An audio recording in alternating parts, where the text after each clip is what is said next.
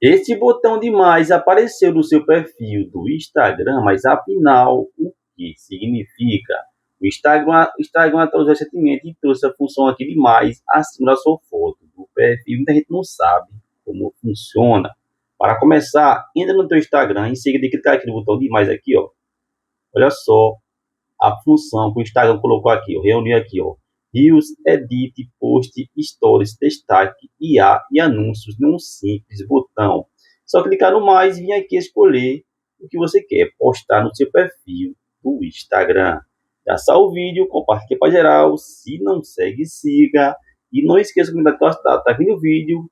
E se já sabe essa função do Instagram, desse botão de mais, a gente não sabe, então compartilha para geral nos grupos do WhatsApp, você participa. Lembrando que já tem várias dicas e truques no perfil, dicas para WhatsApp, dicas para Instagram, dicas para Facebook e dicas para celulares Android.